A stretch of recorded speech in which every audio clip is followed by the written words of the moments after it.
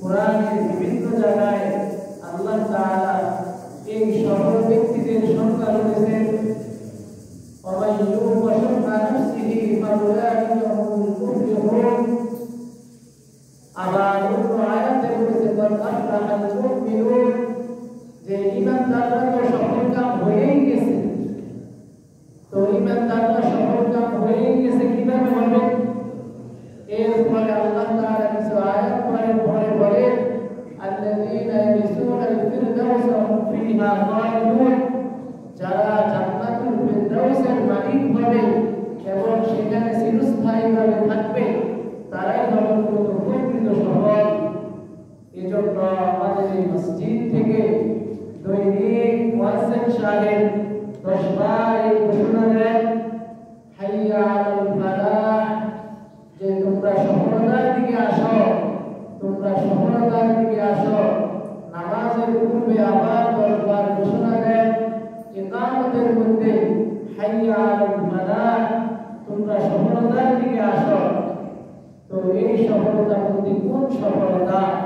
এই সফলতা যেটা, ওই সফলতা যেটা এইবারে পাওয়ার কোনো সম্ভাবনা নেই, দুনিয়াতে যেটা পাওয়া যাবে না, যেই সফলতাটা একমাত্র পরকালে গেলে পাওয়া যাবে, অর্থাৎ রবের সন্তুষ্টি ও জান্নাত লাভের মাধ্যমে যেই সফলতা আসবে সেটাই হলো কেবলমাত্র চূড়ান্ত সফলতা।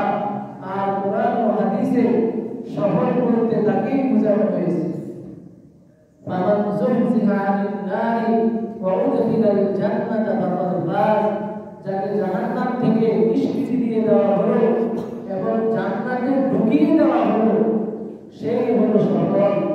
এজন্য মুহতারাম হাজিরিন, এই রমজান মাস হলো ঈমানদারের জন্য একটা খাজানা, ধনভাণ্ডার, যে রমজান মাসের প্রতিটা মুহূর্ত এবং মূল্যবান, যেটা অন্য যে কোনো সময়ের তুলনায় অনেক দামি। অন্যান্য মাসের একটা প্রতিদিন রয়েছে, যে এক মাসে একটা কাজ করতে না পারলে অন্য মাসে করা যাবে, উভয় মাসের মর্যাদা সমান। কিন্তু রমজান মাসের ব্যতিক্রম, যে রমজান মাসের দ্বিতীয় কোনো প্রতিশোধক নেই, যে এটা না হলে এই রমজান না পেলে আরেকটা রমজান তো আছে, বছরে 2টা রমজান হয় না একই মূল্যে, কিন্তু 11টা মাস মর্যাদার দিক থেকে কোনো সবগুলো প্রায় সমান, কিন্তু রমজান আলাদা। এজন্য ইমানদারের জন্য এই রমজানের প্রতিটা মুহূর্তকে কাজে লাগানো উচিত, নিজের জীবনের হিসাব করা উচিত। এই যে রমজান আমরা অতিবাহিত করতেছি, গত রমজানে আমরা এখানে ছিলাম, আমাদের কত ভাই মসজিদের মুসল্লি ছিল, আমাদের সাথে এসে নামাজ পড়েছিল, কিন্তু এই রমজানে তারা নেই। তারা আল্লাহর ডাকে দুনিয়া ছেড়ে চিরদিনের জন্য তাদের আল্লাহর কাছে চলে গিয়েছে, পরকালে চলে গিয়েছে। আমরাও এই নিশ্চয়তা কেউ দিতে পারবো না যে আগামীকাল বা আগামী রমজান আমরা এই মসজিদে আসতে পারবো বা এই রাজারামপুর গ্রামে থাকতে পারবো। আমাদেরকেও যে কোনো সময় আল্লাহর ডাক আসলে এই দুনিয়া ছেড়ে চলে যেতে হবে।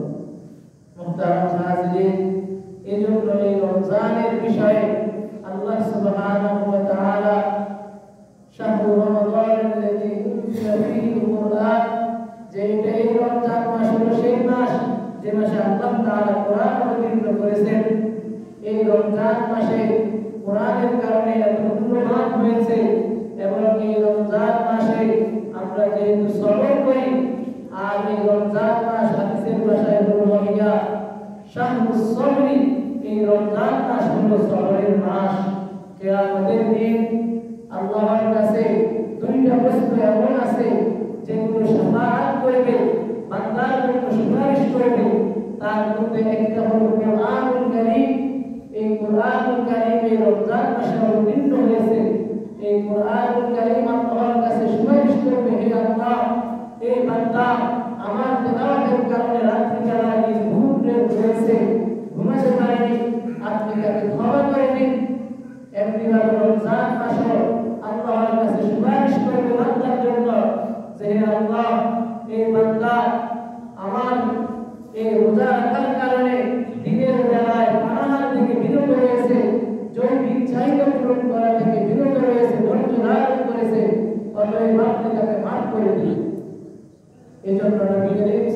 সাল্লাল্লাহু আলাইহি ওয়াসাল্লাম হাদিসে কুদসিতে বলেন, আল্লাহ সুবহানাহু ওয়া তাআলা ইরশাদ করেন, কুল্লু আমালি ইবনি আদম লাহু ইল্লা আস-সাওম, বনি আদমের যত আমল রয়েছে সবগুলো হলো তার নিজের জন্য, একমাত্র রোজা ব্যতীত। কেননা ওয়াইন্না সাওমালি, রোজাটা হলো আমার জন্য, ওয়া আনা আজজি বিহি, এবং এর প্রতিদান আমি নিজেই দান করি। মুআজ্জাজ হাজিরিন, আমরা সকলে এই জিনিসটা জানি, কেউ যদি একটা নেক আমল করে, মান জাআ বিল হাসানাতি ফালাহু আশরু আমসালিহা, কেউ যদি একটা নেক আমল করে তাহলে আল্লাহ তাআলা তার প্রতিদান কমপক্ষে 10 গুণ দেন।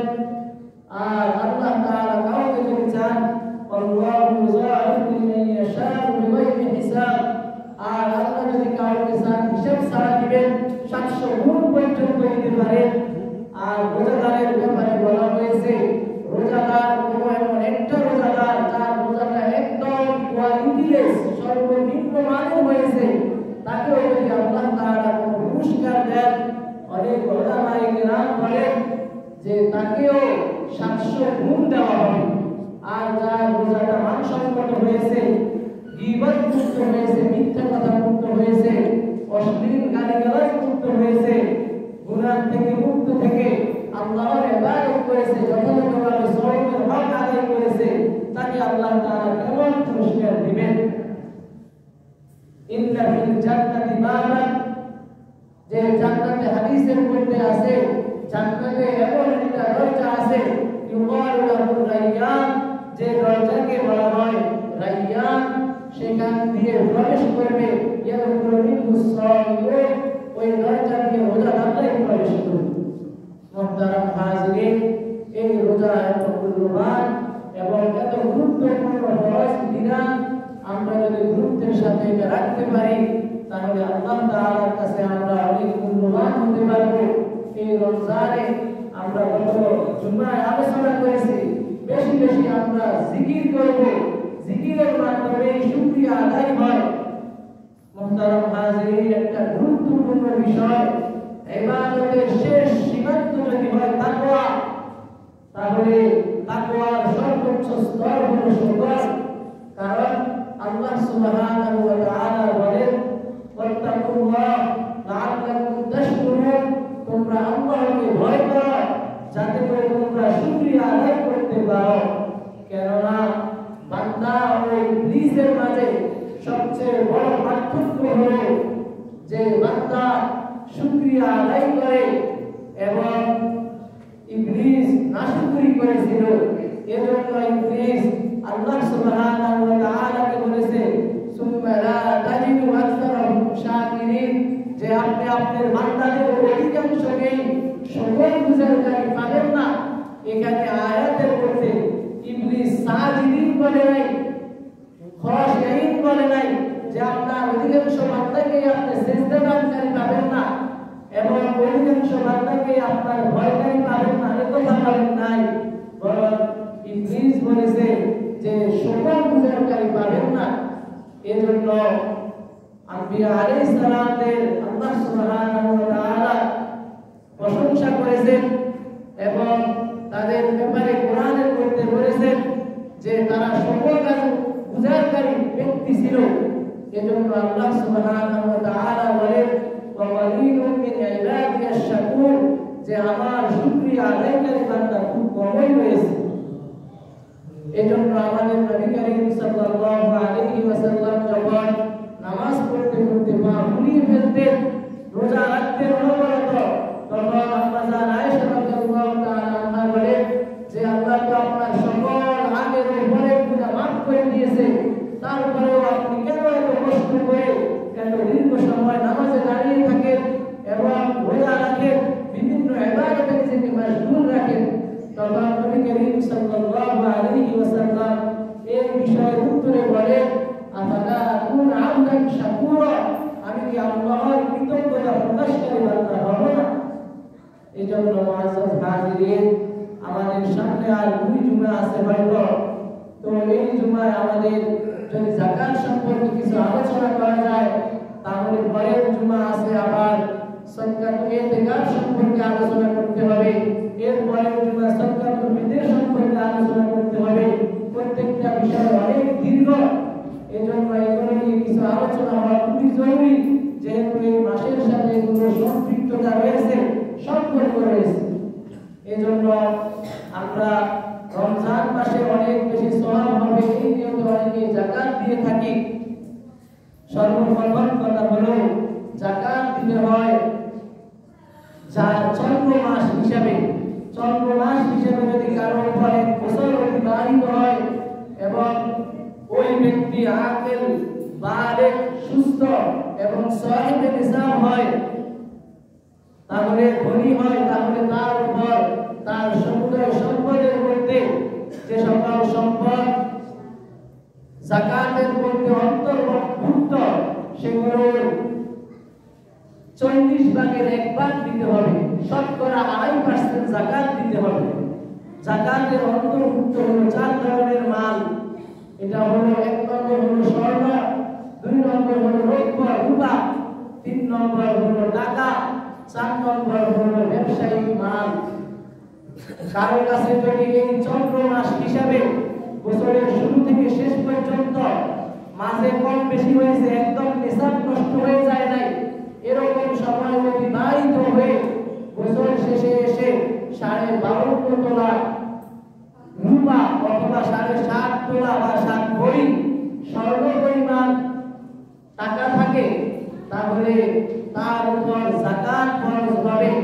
প্রতি 100 টাকায় 2.5 টাকা, 10,000 টাকায় 250 টাকা এবং 1 লক্ষ টাকায় 2,500 টাকা তাকে যাকাত দিতে হবে। আর যাকাতের ক্ষেত্রে এটা এভাবে দিতে হবে যে এটা বান্দার হক, আল্লাহ তাআলা কর্তৃক এটাকে ফরজ করে দিয়েছেন।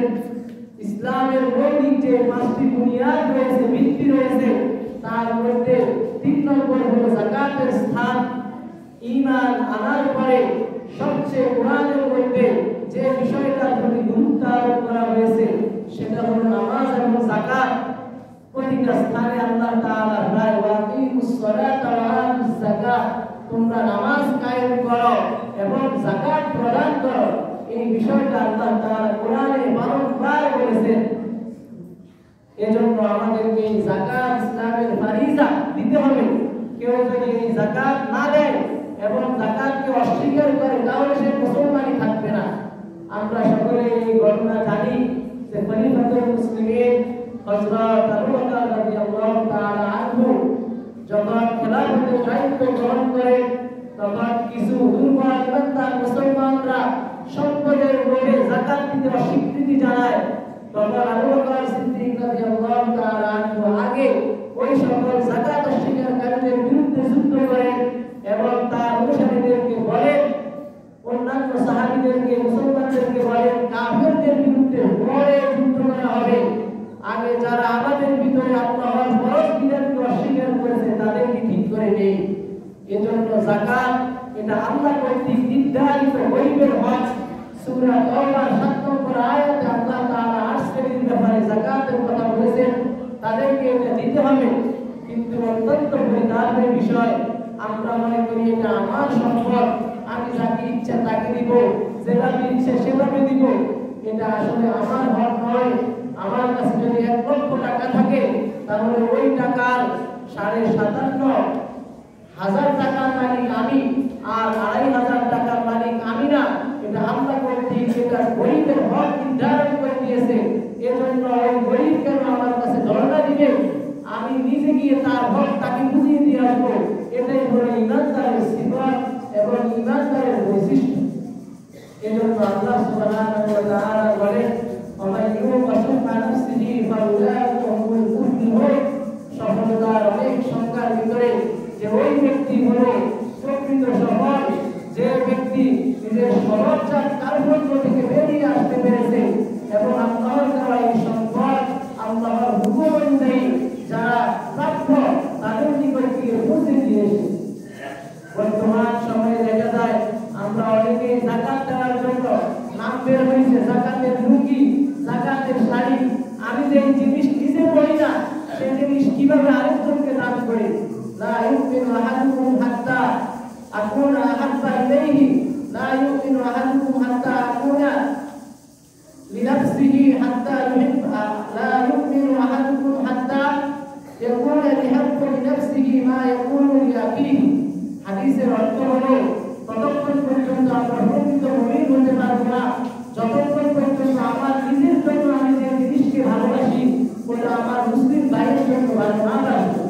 এর জন্য আমাদেরকে এমন জিনিস যাকাত হিসেবে দিতে হবে যেটা দিলে তার উপকার হবে এবং তার কাছে গিয়ে দিয়ে আসতে হবে। কিন্তু বর্তমানে দেখা যায় আমরা যাকাত দিতে যাই এবং যারা যাকাত দিতে আসে তাদেরকে অনেক তুচ্ছ তাচ্ছিল্য করা হয়, অপমানিত করা হয়, এমন কিছু বিষয়ও দেখা যায় তাদেরকে মারাও হয়। তো এটা খুবই জঘন্য একটা বিষয়। আর এমন সব ব্যক্তিদেরকে যাকাত দেওয়া যাবে না যারা গরিব অথবা যারা ফাসিক অথবা যারা বেদাতি কাজে লিপ্ত অথবা যারা কাফের, তাদেরকে যাকাত দেওয়া যাবে না। যাকাত দিতে হবে ইমানদারদেরকে এবং যাকাতকে যথাযথভাবে আদায় করতে হবে। এটা ইসলামের একটা ফরজ বিধান। এজন্য আমরা রমজান মাসে আল্লাহর কাছে বেশি বেশি করে দোয়া করব। 5 সময় বেশি বেশি দোয়া কবুল হয়। একটা হলো সূর্য জাওয়ালের পরে, সূর্য হেলে যাওয়ার পরে, আরেকটা হলো আযানের ইকামতের মাঝে, আর আরেকটা হলো দোয়া কবুল হয় মধ্যরাত্রিতে, আর আরেকটা দোয়া কবুল হয় এক নামাজ পড়ে আরেক নামাজের জন্য অপেক্ষারত অবস্থায়, আর 5 নম্বর হলো দোয়া কবুল হয় যখন কোনো ব্যক্তি আল্লাহু আকবার কাবীরা, আল্লাহু আকবার কাবীরা এবং সুবহানাল্লাহি বুকরাতান ওয়া আসীলা এই দোয়াটা পড়ে। দোয়াটা পড়ার পর আল্লাহর কাছে দোয়া করে, আল্লাহ তাআলা তার দোয়া কবুল করে। এজন্য এই রমজান মাসে আমরা বেশি বেশি করে দোয়া করব এবং আমাদের উপর আল্লাহ কর্তৃক যে সকল ফরজ বিধিবিধান আছে সেগুলো আমরা সঠিকভাবে আদায় করার চেষ্টা করব। যে কথাগুলো বললাম আল্লাহ তাআলা আমাদের সবাইকে সেগুলোর উপর আমল করার তৌফিক দান করুন। ওয়া আলাইনা ইল্লাল বালাগ। যারা সুন্নাত পড়ে গেছে তারা